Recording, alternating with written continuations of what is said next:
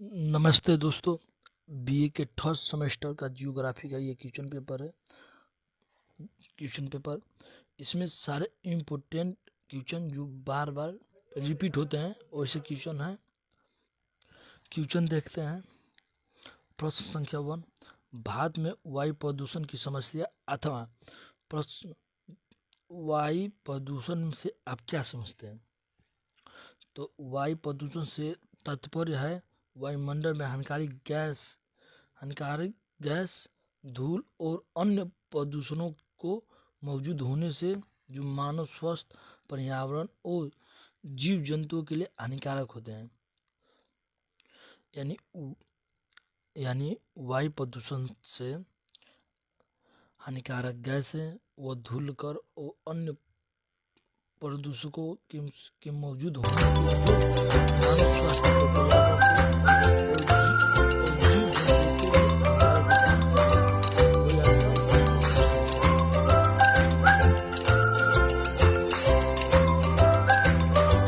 हैं। वायु प्रदूषण के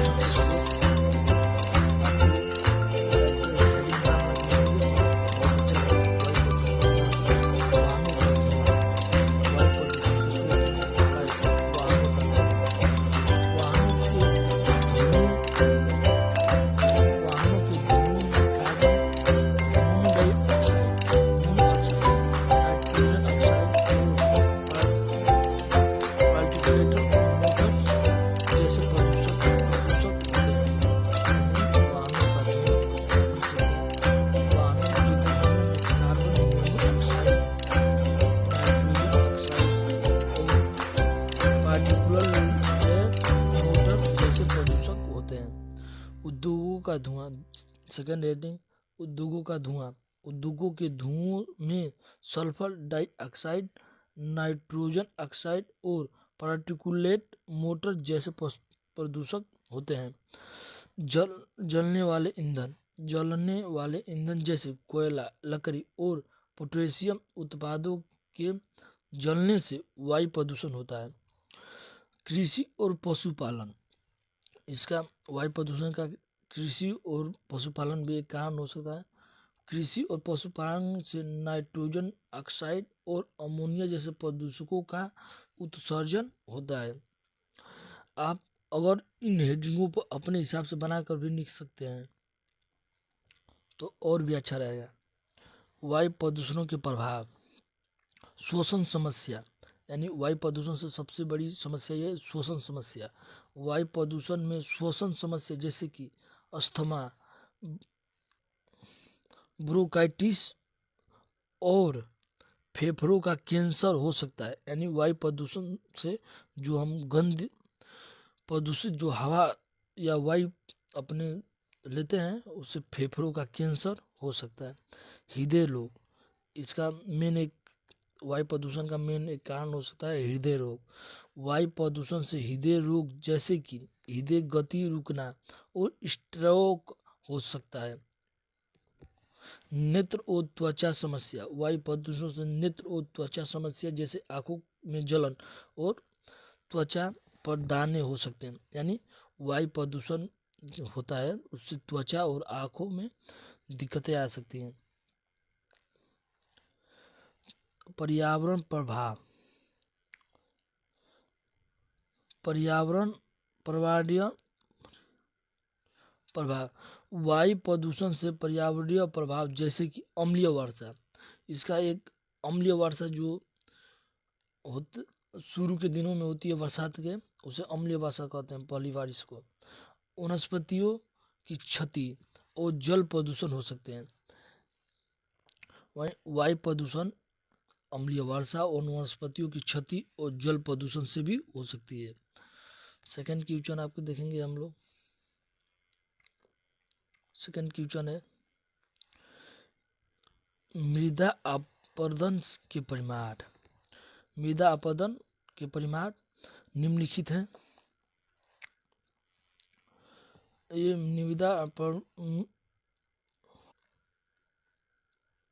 पर्यावरणीय परिमाण।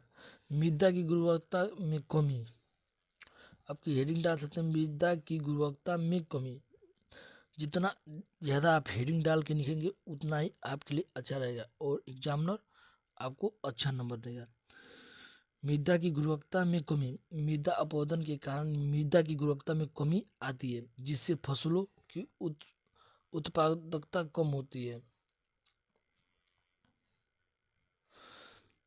जल प्रदूषण।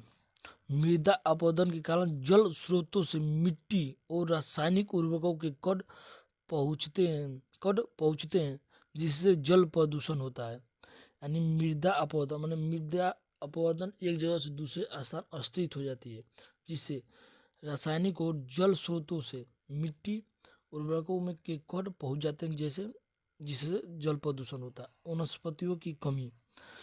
मृदा अपरदन के कारण वनस्पतियों की कमी होती है, जिससे जैव विविधता कम होती है। यानी वनस्पति की कमी से मृदा अपवर्तन के कारण वनस्पति की कमी होती है, जिससे जैव विविधता कम होती है। और इसका मेन कारण है जलवायु परिवर्तन। मृदा अपवर्तन के कारण जलवायु परिवर्तन होता है, जिससे तापमान में वृद्धि होती है और वर्षा की मात्रा में कमी होती है। यानी मृदा अपवर्तन के कारण तापमान में वृद्धि और वर्षा की कमी आती है। आर्थिक परिमाण। कृषि उत्पादक में कमी। यानी आर्थिक उत्पादन में क्या होगा, अब कृषि में कमी, कृषि जो उत्पाद करेंगे आप उसमें कमी होगी। मृदा अपवर्तन के कारण कृषि उत्पादकता में कमी आती है, जिससे किसानों की आय कम हो जाती है। यानी कि फसल की उत्पादन प्रोडक्शन कम हो जाता है। आर्थिक नुकसान। मृदा अपवर्तन के कारण आर्थिक नुकसान होते हैं, जिससे जैसे कि फसलों की कमी के कारण बाजार में कीमतें बढ़ जाती हैं। यानी कि जब फसल की वृद्धि कम होगी, प्रोडक्शन कम होगा, तो उसका मार्केट में दाम ज़्यादा होगा। आर्थिक नुकसान में आप लिख सकते हैं बेरोजगारी। मृदा अपरदन के कारण बेरोजगारी बढ़ सकती है, जैसे कि किसानों के लिए रोजगार के अवसर कम हो सकते हैं। सामाजिक अस्थिरता। मृदा अपवर्तन के कारण सामाजिक आर्थिक और बढ़ सकती है, जैसे कि किसानों और सरकार के बीच तनाव हो सकता है। सामाजिक परिमाण। इसमें किसानों की स्थिति में कमी। मृदा अपवर्तन के कारण किसानों की स्थिति में कमी आती है, जिससे वे अपने परिवार का पालन पोषण करने में असमर्थ होते हैं। ग्रामीण विकास में कमी। मृदा अपवर्तन के कारण ग्रामीण विकास में कमी आती है, जिससे ग्रामीण क्षेत्रों में सुविधाओं की कमी होती है। स्वास्थ्य समस्या। मृदा अपवर्तन के कारण स्वास्थ्य समस्याएं बढ़ सकती है, जैसे कि जल प्रदूषण कारक जल जल जलजनित रोगों का प्रसार हो सकता है। शिक्षा में कमी। मृदा अपवर्तन के कारण शिक्षा में कमी आ सकती है, जैसे कि किसानों के बच्चों को शिक्षा प्राप्त करने में कठिनाई का सामना करना पड़ सकता है।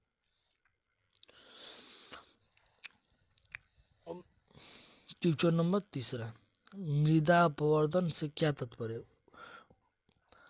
मृदा अपवर्तन यदि लघु आंसर है आपका, अति लघु है तो इतना लिख सकते हैं। मृदा अपवर्तन से तात्पर्य है मिट्टी के ऊपरी सतह के धीरे धीरे ध्वस्त होने या हट जाने की प्रक्रिया से। यह प्रक्रिया जल, हवा, बर्फ और या अन्य प्राकृतिक या मानवीय कारणों के कारण हो सकता है। यदि अति लघु में पूछेगा तो आप बस इतना लिख सकते हैं कि मृदा अपवर्तन मिट्टी के ऊपरी परत के धीरे धीरे ध्वस्त या हटने से की प्रक्रिया से है। यह जल, हवा, बर्फ या अन्य प्राकृतिक या मानवीय कारण के कारण हो सकता है। अगर लघु है या दीर्घ है तो उसके लिए आप पूरा लिखना पड़ेगा। इसके कारण मृदा ये पूरा लिखना पड़ेगा आपको लघु के लिए, अति लघु के लिए, दीर्घ के लिए। मृदा अपवर्तन के कारण हो सकते हैं वर्षा। मृदा अपवर्तन का मेन कारण है वर्षा। वर्षा के कारण मिट्टी के कण जल में बह जाते हैं, यानी एक जगह से दूसरी जगह पर चले जाते हैं। हवा हवा के कारण मिट्टी के कण उड़ जाते हैं। बर्फ बर्फ के पिघलने से मिट्टी के कण बह जाते हैं। मानवीय गतिविधियां जैसे कि वनस्पति वृक्षों की कटाई, खनन और निर्माण कार्यों के लिए मृदा अपवर्तन हो सकती है। यानी कि मानवीय गतिविधियां ये हो सकती है कि मिट्टी को खुदाई करना या एक स्थान से दूसरे स्थान मिट्टी को ले जाना, ये मानवीयकरण में हो सकता है। वनस्पतियों की कटाई, खनन, निर्माण, ये मानवीय गतिविधियां हैं। मृदा अपवर्तन के प्रभाव। गुणवत्ता की कमी। मृदा अपवर्तन के कारण मृदा की गुणवत्ता में कमी आ सकती है। फसलों की उत्पादकता में कमी। मृदा अपवर्तन के कारण फसलों की उत्पादकता में कमी आ सकती है या उत्पादन में कमी आ सकती है। जल प्रदूषण। मृदा अपवर्तन के कारण जल प्रदूषण हो सकता है। भूमि की क्षरण।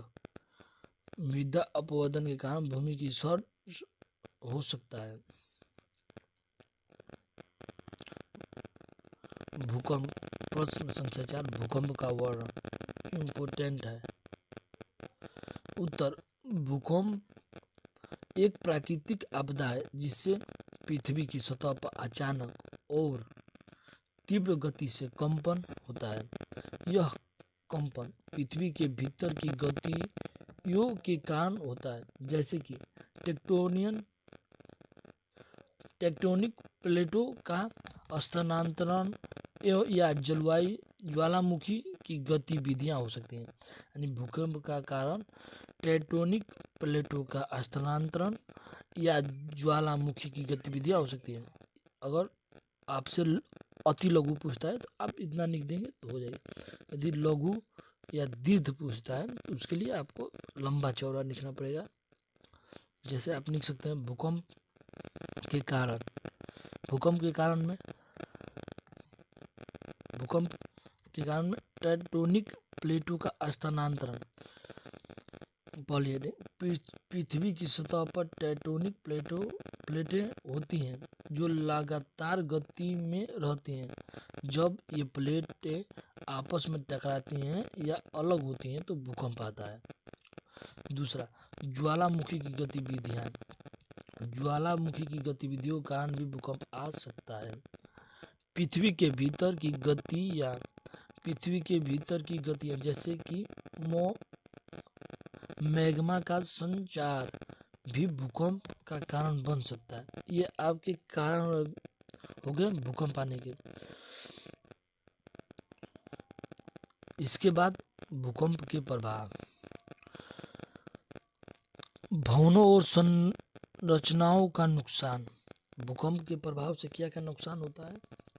भूकंप के कारण भवनों और संरचनाओं का नुकसान पहुंच सकता है। जान माल की हानि। भूकंप के कारण जान माल की हानि हो सकती है। बुनियादी सुविधाओं का नुकसान। भूकंप के कारण बुनियादी सुविधाओं जैसे कि बिजली, पानी और संचार को नुकसान पहुंच सकता है। पर्यावरणीय प्रभाव। भूकंप के कारण पर्यावरणीय प्रभाव जैसे कि भूस्खलन और सुनामी हो सकती है। भूकंप के बचने के उपाय। उसके बाद आप लिख सकते हैं भूकंप के बचने के उपाय। भूकंप के बचने के उपाय क्या क्या है? भवनों का निर्माण भूकंप गतिविधियों तरीके से। भवनों का निर्माण भूकंप प्रतिरोधी तरीके से करना चाहिए। भूकंपों के लिए तैयारी। भूकंप के लिए तैयारी करनी चाहिए, जैसे कि आपातकालीन योजना बनाना और आवश्यक सामग्री का संग्रह करना। भूकंप के दौरान सुरक्षित स्थान पर जाना। भूकंप के दौरान सुरक्षित स्थान पर जाना चाहिए, जैसे कि खुली जगह या भूकंप प्रतिरोधी भवन। और सबसे इम्पोर्टेंट क्वेश्चन 5वां प्रश्न, टिहरी बांध परियोजना। आइए इसका उत्तर देखते हैं।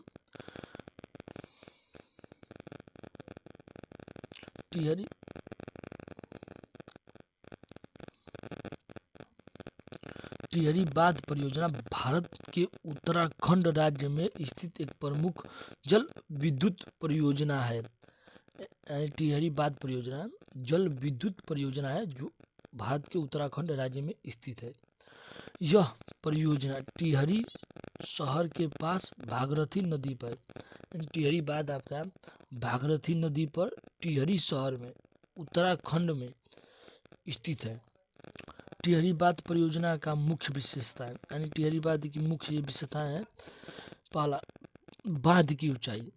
टिहरी बांध की ऊंचाई 260.5 मीटर यानी 855 फीट।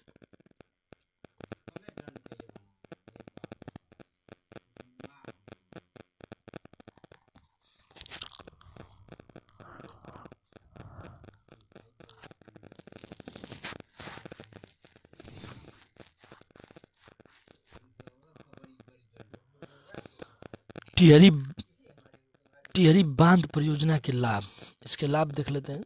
विद्युत उत्पादन, एक लाभ है विद्युत उत्पादन। परियोजना में लगभग 2400 मेगावाट की विद्युत उत्पन्न होती है, जल विद्युत उत्पन्न होती है। सिंचाई, परियोजना से उत्तराखंड और उत्तर प्रदेश के किसानों को सिंचाई के लिए पानी मिलता है। बाढ़ नियंत्रण, परियोजना से भागीरथी नदी की बाढ़ को नियंत्रित किया जा सकता है। पर्यटन विकास, परियोजना से टिहरी शहर में पर्यटन के विकास में मदद मिली। ये आपके टिहरी बांध परियोजना के लाभ थे। उसके बाद टिहरी बांध परियोजना में के विवाद, यानी कुछ विवाद भी है इसके। पहला है विस्थापन, परियोजना के निर्माण के लिए लगभग 100 गांवों को विस्थापित किया गया था।